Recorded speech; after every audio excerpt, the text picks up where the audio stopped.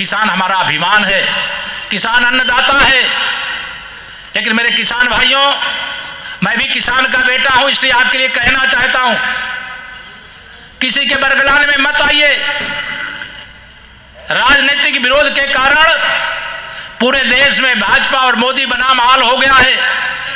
आंदोलन में ऐसे अराजक लोग घुसने का काम कर रहे हैं जिनकी अराजकता का इतिहास देश को पता है, प्रदेश को पता है।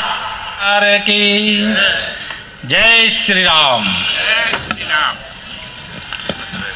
कि इतने दिन में अगर बुलाएंगे तो भक्त तो बेचैन हो जाएंगे, तो जल्दी से बुलाने की कृपा करें।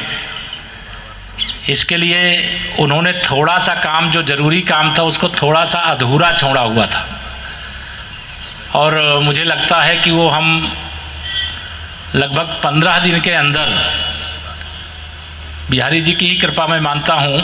इसलिए जब से मैं चुनाव लड़ाने का उत्तरदायित्व आया था अध्यक्ष के नाते, जीता तो बहुत सब कार्यकर्ता मुझे बधाई दे रहे थे कि बहुत अच्छा आपकी अगुवाई में। मैंने कहा करते हैं सब, कन्हैया मेरा नाम हो रहा है। तो वही हाल है कि भगवान सब कराते हैं और मुझे श्रेय मिलता है। मैं दिल्ली से कई बार बिहारी जी के दर्शन करने के लिए आया करता था, तो यमुना एक्सप्रेस वे तक तो बहुत अच्छा रहता है, आपको सबको भी अच्छा लगता होगा, मुझे भी अच्छा लगता था। लेकिन जब नीचे उतर करके आओ तो यमुना एक्सप्रेस वे से पागल बाबा के मंदिर तक ये लगता है ना कि कुछ यमुना एक्सप्रेस वे से बाहर निकले तो कुछ उल्टा हो गया। तो आपको आज ये खुशखबरी मैं दे रहा हूँ कि बिहारी जी, मुझे लग रहा है कि 15 दिन 20 दिन, जो भी 10 दिन, जल्दी से जल्दी मुझे कृपा करेंगे दर्शन देने के लिए, तो फिर इसका शिलान्यास करने के लिए आएंगे। और यह परियोजना लगभग 251 करोड़ की है, जिसकी सारी प्रक्रिया पूरी हो गई है। केवल आज पत्थर लगाने का काम, मैं यही मानता हूँ, मैं भी श्रीकांत जी से कह रहा था कि केवल इसलिए बकाया रखा है कि मुझे जल्दी से दोबारा प्रभु दर्शन देना चाहते हैं। 4 लेन, यह भी एक बड़ी समस्या थी। बीच में एक समस्या जो हमारी फॉरेस्ट से रिलेटेड थी, बीच में एनजीटी ने प्रतिबंध लगा दिया उसमें कि भाई नहीं, इसमें नहीं बना सकते हैं, लेकिन उसका निवारण हो रहा है।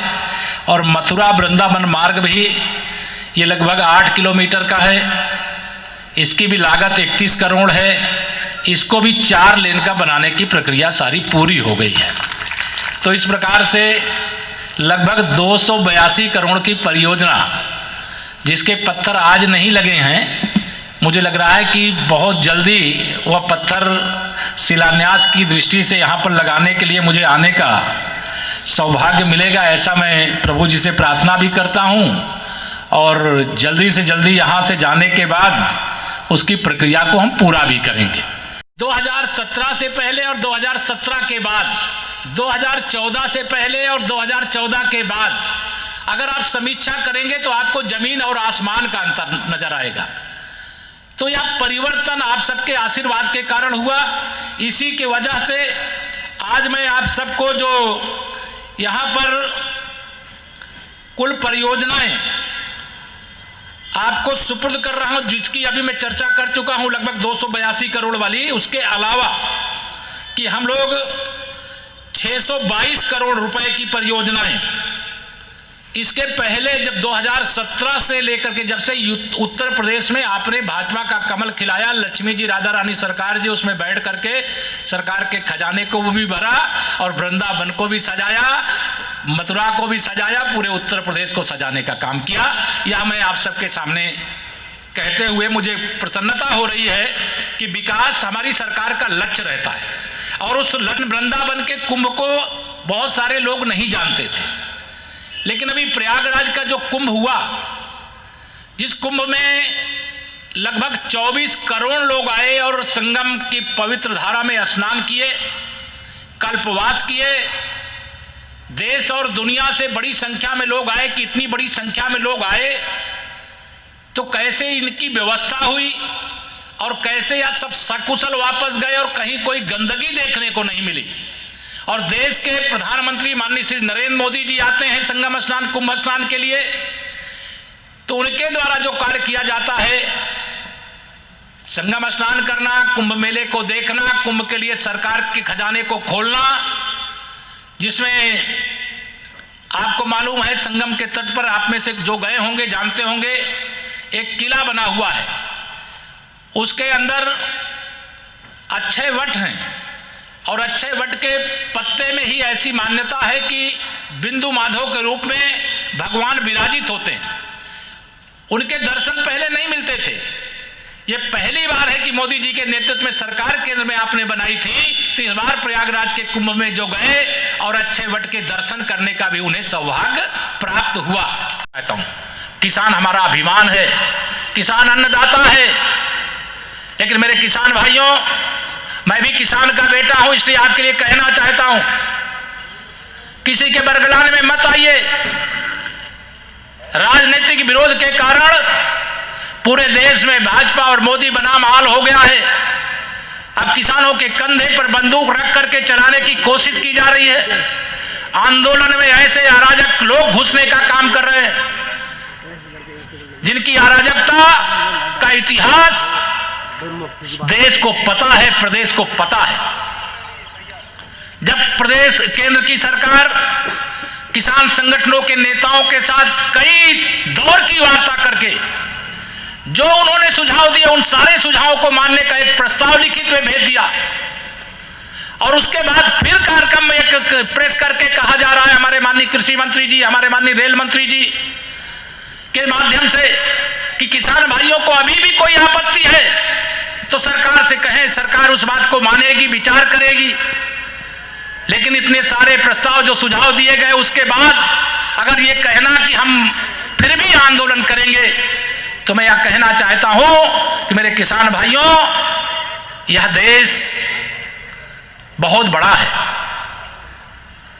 जब कोई केंद्र सरकार कानून बनाती है तो कोई एक राज्य और दो राज्यों को ध्यान में रख करके नहीं बनाती है, संपूर्ण देश के किसानों को ध्यान में रख करके बनाती है। और कांग्रेस का इतिहास मैं याद दिलाना चाह रहा हूं। कांग्रेस की होती तो 1 लाख करोड़ का 1 लाख करोड़ क्या किसानों के खाते में जाता क्या? उनका सिस्टम तो इस व्यवस्था से चलता था कि 1 लाख करोड़ में से 85,000 करोड़ कहां चला जाएगा उसका पता नहीं चलेगा, केवल 15,000 करोड़ किसानों के खाते में जाता। या जन्मजात किसानों के विरोधी आज किसानों के हमदर्द बन रहे हैं। एक किसान का बेटा होने के नाते मैं पहले भी कह चुका हूं, ये जो राहुल गांधी जी हो, अखिलेश यादव जी हो, या देश के दूसरे भाजपा या मोदी विरोधी जो राजनीति करने का एक ठेका लेकर के घूम रहे हैं कि हम मोदी जी को उखाड़ करके फेंकेंगे, तो मैं उनको कहना चाहता हूं, पहले खेती क्या होती है, किसानी क्या होती है, खेत में और किसानी काम क्या करना पड़ता, फल क्या है, सब्जी क्या है, अन्न क्या है, कौन सा अन्न का प्रकार क्या है, उसका पता कर लो। आपको तो गाजर और मूली के अंतर में, गोभी के फूल और पत्ते की गोभी में, धनिया के पत्ते में और गाजर के पत्ते में भी आपको अंतर नहीं पता होगा। आप किसानों के हितैषी बनते हो। अगर आप किसानों के हितैषी होते तो लगभग 60 साल कांग्रेस की सरकार थी।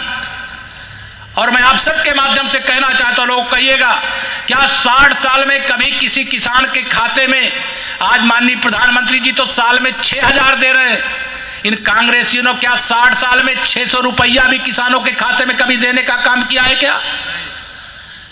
ये किसान है।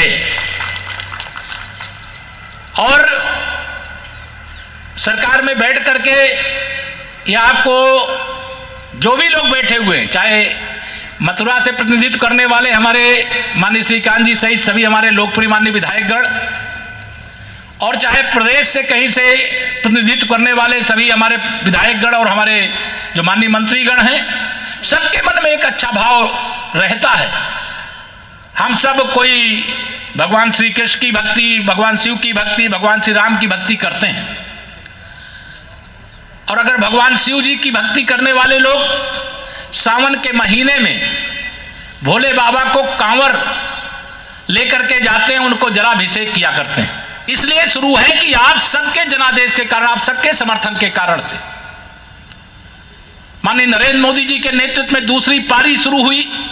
40 दिन तक देश की सर्वोच्च अदालत सुनवाई करती है और फैसला आता है, और फैसला श्री रामलला के पक्ष में आता है, और रामलला के भव्य मंदिर निर्माण के लिए 5 अगस्त को देश के प्रधानमंत्री जी भूमि पूजन करने के लिए जाते। मैं यहां स्मरण आपको इसलिए दिला रहा हूं, जो तुष्टीकरण की केवल राजनीति करते हैं, न्याय नहीं करते, जो नरेंद्र मोदी जी के नेतृत्व में चाहे गरीब आदमी हो, चाहे मजदूर हो, चाहे किसान हो, चाहे छोटा व्यापारी हो, सबका साथ सबका विकास, गरीब किन जन्मजात किसान विरोधियों के चक्कर में ना पड़े। जो आपकी बात है, केंद्र सरकार ने आपसे बातचीत के दरवाजे खुले रखे हैं। जो किसानों के संगठन के संचालक हैं, गंभीरता को समझें और समझ करके अपनी बात को कहें। सरकार ना तो एमएसपी खत्म करने वाली है, ना मंडी खत्म करने वाली, ना किसी किसान की जमीन को किसी के हाथ बिकने देने वाली है, और ना किसी किसान की जमीन की नीलामी होने देने वाली है। हर क्षेत्र में हमने कृषि के क्षेत्र में बढ़ावा देने का काम किया है, केंद्र सरकार के माध्यम से भी, प्रदेश सरकार के भी माध्यम से।